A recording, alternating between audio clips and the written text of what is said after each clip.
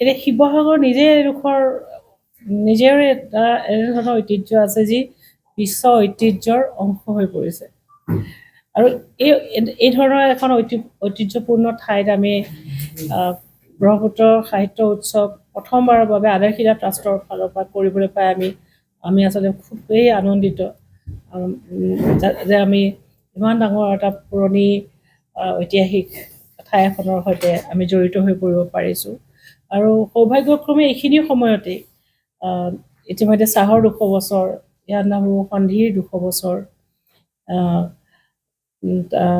যেনেকৈ মণিপুৰৰ ৰাজকুমাৰী তেওঁ বিনোদিনী দেৱী তেওঁ ৰবীন্দ্ৰনাথ ঠাকুৰৰ সেই সময়ত শান্তিনিকেতনত তেওঁ তাতে গৈ তেওঁ তাতে শিক্ষা লৈছিলে আৰু তেওঁ বহুত বিশ্ববিখ্যাত এগৰাকী তেওঁ আৰ্টিষ্ট আৰু অকল তেওঁ নহয় গৌৰীপুৰ ৰাজবাৰীৰ এগৰাকী প্ৰিন্সেছ সেইখিনি সময়ৰ ৰাজকুমাৰী কিৰণবালা দেৱী তেওঁ সেইখিনি সময়ত একেলগে বিনোদিনী দেৱীৰ লগত একেটা সময়তে তেওঁ তাতে শান্তিনিকেতনত শিক্ষা লৈছিল গতিকে এটা আমাৰ তেওঁলোক দুগৰাকী বহুত বন্ধু আছিল আৰু এটা আমাৰ অসম মণিপুৰ এটা এটা শিল্পৰ জৰিয়তেও আমাৰ এই ধৰণৰ এটা সম্পৰ্ক আছে গতিকে এইবাৰ আমি সেই কথাটো আমি আৰম্ভ কৰিম সেইকাৰণে গৌৰীপুৰৰ পৰা গৌৰীপুৰৰ যিটো ৰাজবাৰী বা গৌৰীপুৰৰ যিটো মাটিয়াবাগ পেলেচ তাতে যিটো ৰজা প্ৰভাত চন্দ্ৰ বৰুৱাৰ যিটো তেওঁলোকৰ যিটো হেৰিটেজ তেওঁলোকৰ যিটো পৰম্পৰা সেই পৰম্পৰাৰ আচলতে অসমত এতিয়ালৈকে ভালকৈ মানুহে ভালদৰে নাজানেই যেনেকৈ শিৱসাগৰ সম্পূৰ্ণ ঐতিহ্য আমি আৰু দূৰলৈ আমাৰ অসমৰ বিভিন্ন কৰ্ণাৰলৈ আৰু ডিটেইলত আমি লৈ যোৱাৰ প্ৰয়োজন আছে তেনেকৈ সেই ঠাইখনকো যাৰ বহুত কণ্ট্ৰিবিউশ্যন আছে অসমৰ সমাজ সংস্কৃতিলৈ যেনে ৰজা প্ৰভাত চন্দ্ৰ বৰুৱাই অসমৰ জাতীয় জীৱনৰ বিশেষকৈ জাতীয় সংকটৰ সময়ত প্ৰভাত চন্দ্ৰ বৰুৱাৰ এটা বিশেষ ভূমিকা আছিল ব্ৰিটিছৰ সময়ত প্ৰব্ৰজনৰ সময়ত আৰম্ভ হোৱা সমস্যাবোৰৰ ক্ষেত্ৰত তাৰ প্ৰতিৰোধী যিটো সংগ্ৰাম গঢ় লৈছিল তাতে ৰজা প্ৰভাত চন্দ্ৰ বৰুৱাৰ এটা বহুত ডাঙৰ ভূমিকা আছিল আৰু প্ৰভাত চন্দ্ৰ বৰুৱাই সাংস্কৃতিক ক্ষেত্ৰত ৰাজ পৰিয়ালৰ ফালৰ পৰাই বহুত ধৰণৰ কাম তেওঁলোকে কৰিছে আৰু তেওঁৰ পুত্ৰ প্ৰমথেশ বৰুৱাক আমি সকলোৱে জানো গতিকে প্ৰমথেশ বৰুৱাক জানো এতিয়া হাতীৰ এটা যিটো প্ৰশিক্ষণ বা হাতীৰ লগত যিটো সম্পৰ্ক সেইটো ৰজা প্ৰকৃতিচন্দ্ৰ বৰুৱা প্ৰভাত চন্দ্ৰ বৰুৱাৰ পুত্ৰ তেওঁ আৰু তেওঁলোকৰ কন্যা এতিয়া পাৰ্বতী বৰুৱা সেইটো এটা অন্য পৰম্পৰা আৰু লোকগীতৰ পৰম্পৰা আমি সকলোৱে প্ৰতিভা পাণ্ডে আমি সকলোৱে জানো প্ৰতিভা পাণ্ডে বৰুৱা এতিয়া নতুন জেনেৰেশ্যনৰ নতুন প্ৰজন্মৰ তেওঁলোকৰ মাজৰ পৰা শিল্পী ওলাইছে তেওঁলোকৰ নিজৰ নিজৰ কণ্ট্ৰিবিউশ্যন আছে শান্তিনিকেতনৰ যিগৰাকী প্ৰফেচাৰ ৰিটায়াৰ্ড প্ৰফেচাৰ আহিব ঋষি বৰুৱা তেওঁ হ'ল ৰাজবাৰীৰ এগৰাকী ৰাজকুমাৰী ছোট ৰাজকুমাৰী তেওঁৰ ল'ৰা আৰু ৰাজবাৰীৰ সেই মহিলাসকলে সেইখিনি সময়ত তেওঁলোকে বহুত ডাঙৰ কাম সমাজৰ কাৰণে কৰি থৈ গৈছে সেই বিষয়ে আমি হাইলাইট কৰিম তাত আৰু সেইখিনি আমি ইয়ালৈকো লৈ আহিম আৰু ইয়াৰ মানুহে চাব পাৰে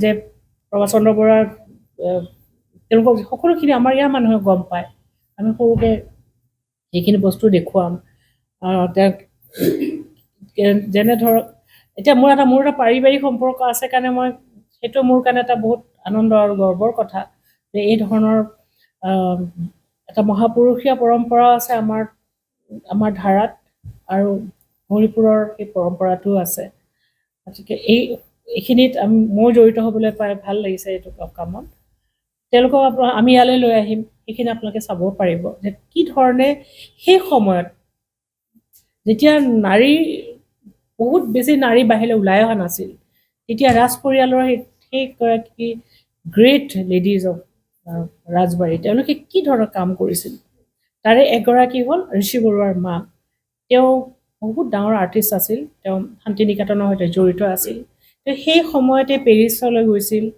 আৰু তেওঁ বহুত কাম কৰিছে গতিকে তেওঁকো আমি আমাৰ অসমীয়া মানুহে আমি বহুত বস্তু নেজানোৱেই যেনে আমি কি নাজানো যে আমাৰ ডিব্ৰুগড়তে জন্ম হৈছিল সুবীৰ সেনৰ কবিৰ চৰণৰ নাম আমি জানো, কি আছে ৰাহি বদল গে গানটো যে,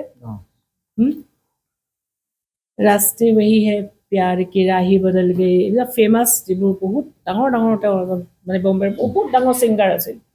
তেওঁ জন্ম ডিব্ৰুগড়ত, তেওঁ দেউতাক ডক্টৰ আছিল ডিব্ৰুগড়ত, তেওঁ ডন বস্কোত পঢ়া। এই ধৰণৰ যিবোৰ মানুহ আমাৰ অসমৰ, আমি চেষ্টা কৰিম তেওঁলোকক উলিয়াই আনিবৰ কাৰণে।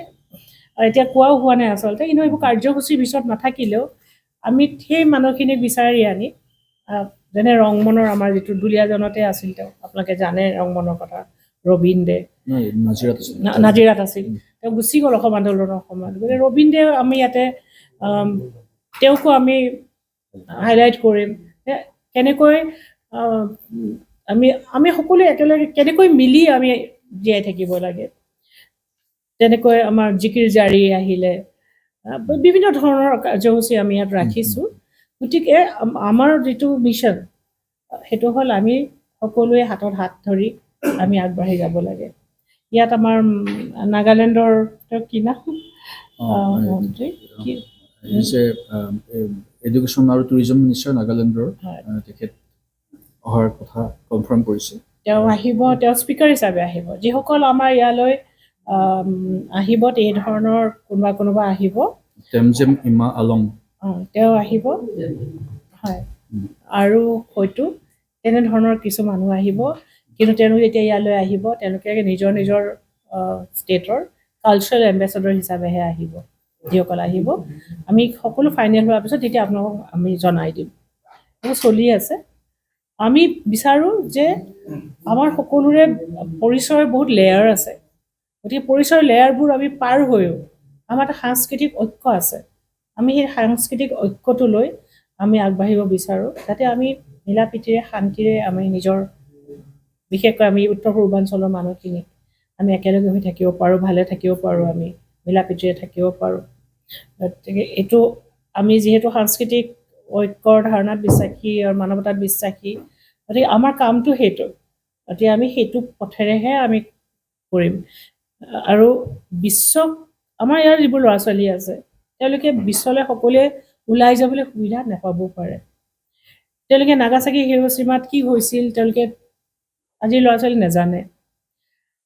তেওঁলোকে শান্তি নিকেতনলৈ যাব পাৰিব নাই, সেইটো সকলোৰে বাবে সম্ভৱ হ'ব নাই, সেইটো আমি জানো যে সকলোৰে সম্ভৱ নহয়। এতিয়া মাছাই মাৰালৈ আমাৰ কিমান মানুহ যাব পাৰিব? এজন মাছাই এজন ছিংগাৰ আমাৰ আহি আছে,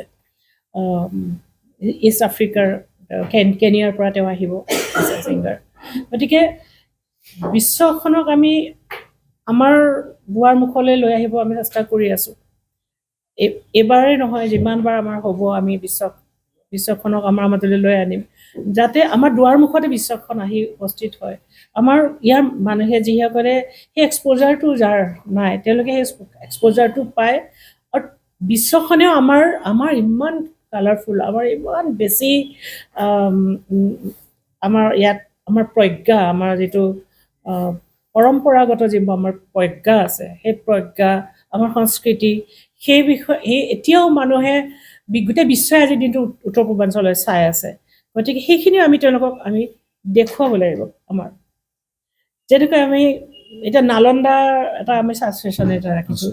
নালন্দা আছিল, আমি যি ধৰণে উত্তৰ পূৰ্বাঞ্চল আমি এতিয়া মাল্টি কালচাৰেল, মাল্টিলিংগুৱেল, মাল্টি এথনিক, আমাৰ যিটো আমাৰ কম্পজিট, আমাৰ যিটো একেলগে যোগ হৈ পেলাই যিটো আমাৰ পৰিচয় গঢ় লৈছে, এতিয়া নালন্দাৰ যিটো তাৰ শিক্ষাদানৰ যাত্ৰা, যিটো অনুষ্ঠান, তাৰ যিটো প্ৰজ্ঞাৰ সাধনা যি হৈছিল নালন্দাত, সেই সাধনাটো এইটো ধাৰণাৰ ওপৰত ভিত্তি কৰিয়ে হৈছিল। তেওঁলোকৰ ওচৰলৈ নালন্দাত পঢ়িবলৈ বিশ্বৰ বিভিন্ন ঠাইৰ পৰা মানুহ আহিছিল, আৰু তাক কেতিয়াও নালন্দাই সোধা নাছিল যে তোমাৰ ভাষাটো কিমান সৰু, তোমাৰ ভাষাটো কিমান ডাঙৰ, তুমি ক'ৰ পৰা আহিছা। তেওঁলোকৰ প্ৰধান প্ৰশ্নটোৱে আছিল, তুমি কি প্ৰজ্ঞা লৈ আহিছা, তুমি কি প্ৰজ্ঞা আমাক দি থৈ যাবা, আৰু আমি তোমাক কি প্ৰজ্ঞা, সামূহিক প্ৰজ্ঞা যি ইয়াত গোট খাইছে, তাৰ পৰা তোমালোকে কি লৈ যাব বিচাৰা। সেইটো হ'ল মূল কথা। খুব উদাৰ এটা শৈক্ষিক পৰিৱেশ আছিল নালন্দা বিশ্ববিদ্যালয়। গতিকে সেইটো হ'ল এটা লিখিত, তাতে বহুত পুথি আছিল। আমাৰ হিউৱেন চাং অসমৰ পৰাই গৈ তাতে তেওঁ প্ৰায় 17 বছৰ নালন্দাত আছিল। গতিকে হিউৱেন চাং আমাৰ কাৰণেও এটা গৰ্বৰ বিষয়। গতিকে হিউৱেন চাঙে এইফালেৰে গৈ এটা ভাৰতীয় সংস্কৃতিৰ এটা ধাৰা তেওঁ চীনলৈ লৈ গৈছিল। আমাৰ প্ৰজ্ঞা এটা পূজা এটা তেওঁ ইয়াৰ পৰা লৈ গৈছিল, বহুত লৈ গৈছিল তেওঁ আমাৰ আগত। তেওঁ দিও গৈছিল, তেওঁ লৈও গৈছিল। এইবোৰ আমি এতিয়া মই বিশ্বাস কৰোঁ যে আমাৰ উত্তৰ পূৰ্বাঞ্চল যদি সেইটো লিখিত নালন্দা হয়, যদি পুথিগত নালন্দা প্ৰজ্ঞাৰ এটা সমাহাৰ তাত হৈছে, আমাৰ কিন্তু উত্তৰ পূৰ্বাঞ্চলত পুথি অবিহনে এটা অৰেল নালন্দা হয় এখন। আৰু ইয়াত আমাৰ অৰেল বুক ফেয়াৰো হয়, লিটাৰী ফেষ্টিভেলো হয়, বুক ফেয়াৰ হয়, য'ত কোনো কিতাপ নাই।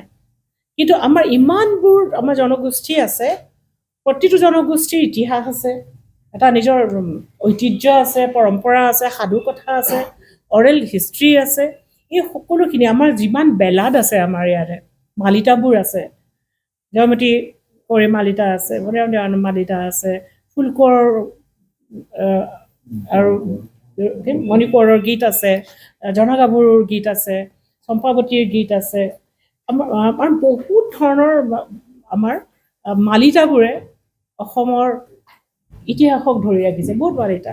এই মালিতাবোৰক আমি তুলি আনিব লাগে। আমাৰ অৰেল হিষ্ট্ৰী অকল নহয়, অৰেল আমাৰ যিটো পৰম্পৰাৰ মাজত আমাৰ যিটো আমাৰ যিটো প্ৰজ্ঞাৰ আমাৰ ভঁৰালটো, সেই প্ৰজ্ঞাৰ ভঁৰালটো আমি আগবঢ়াই দিব লাগে। তাক হয়তো আমি লিখিত ৰূপলৈ আমি সেই প্ৰজ্ঞাক আমি ইতিমধ্যে সেই প্ৰচেষ্টাবোৰতো চলি আছে, গৱেষণা হৈ আছে। গতিকে আমাৰ যিখিনি মুখে মুখে চলি থকা আৰু সঞ্চিত যিটো আমাৰ পৰম্পৰাগত আমাৰ প্ৰজ্ঞাক আমি কিতাপৰ মাজলৈ লিখিত ৰূপলৈ আনিম। গতিকে তাৰ কাৰণে আমি সকলোৱে গোট খোৱা দৰকাৰ। এই গোটেইখিনি আৰু মই ক'লো চাগে, আৰু এইখিনিয়ে আমাৰ মূল কথা।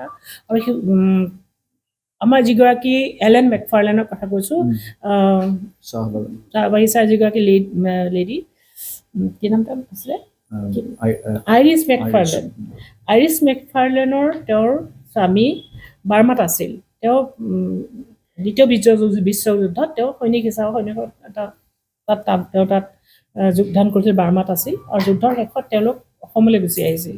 অসমৰ চাহ বাগিচাত তেওঁ মেনেজাৰ হিচাপে আছিল। আৰু তেওঁৰ পত্নী আইৰিছে আমাৰ এই চৰাইদেউ এই অঞ্চলতে ঘূৰি ইয়াৰে ল'ৰা ছোৱালীবিলাকৰ লগত সম্পৰ্ক কৰি, বিশেষকৈ চাহ বাগিচাৰ ল'ৰা ছোৱালীখিনিৰ লগত ইয়াৰে সাধু, যেনে আমাৰ ভুচুং পহু সাধুটো তেওঁ অনুবাদ কৰিছে ইংৰাজীলৈ। সেইধৰণে তেওঁ নিজৰ দৃষ্টিকোণেৰে চৰাইদেউটো তেওঁ সেইকাৰণে বাৰ্ড গড হিল বুলি তেওঁলোকে কিতাপখনৰ নামকৰণ কৰিছে। তেওঁৰ পুত্ৰ এলেন মেকফাৰ্লেনে এখন মোৰ কিতাপখন মাকাম কিতাপখন ইংৰাজী অনুবাদ তেওঁ পঢ়ি মোলৈ মেইল কৰিছিল। তেওঁ কেম্ব্ৰিজৰ প্ৰফেচৰ এমেৰিটাছ হয়, তেওঁ হিষ্ট্ৰীত ইণ্টাৰেষ্টেড। তেওঁ মোলৈ মেইল কৰিছিল, হ'ল কিছু বছৰৰ পৰা তেওঁৰ লগত সম্পৰ্কত আছোঁ।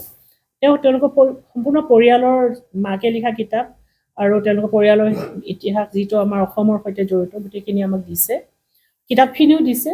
আৰু কৈছে মোৰ মাৰ খুব মৰম আছিল অসমলৈ, আৰু মোৰ জন্ম তেওঁৰ ইয়াতে, এলেন মেকফাৰ্লেন ইয়াতে ডাঙৰ হোৱা এটা বয়সলৈকে। তাৰপিছত তেওঁলোক গুচি গ'ল। তেওঁ কৈছে যে আমাক কোনো ৰয়েলটি নালাগে, মোৰ মাৰ যিটো ইচ্ছা, মাৰ যিটো মৰম আছিল চাহ বাগিচাৰ ল'ৰা ছোৱালীবোৰলৈ, সেই যিখিনি পইচা আমি ৰয়েলটি পাম সেইখিনি তেওঁলোকৰ নামত ট্ৰাষ্ট এটা কৰি তেওঁলোকৰ নামত কৰিবলৈ। এইটো আমাৰ কাৰণেও খুব আনন্দৰ বিষয়। চাহৰ এই 200 বছৰত আমি এনেকুৱা ধৰণৰ এটা তেওঁলোকৰ ফালৰ পৰা আগ্ৰহ কৰি আহিছে। আৰু কিতাপখন আমি ইয়াতে উন্মোচন কৰিম সেইদিনা, আৰু তাৰপিছতে এইটো আৰম্ভ হৈ যাব।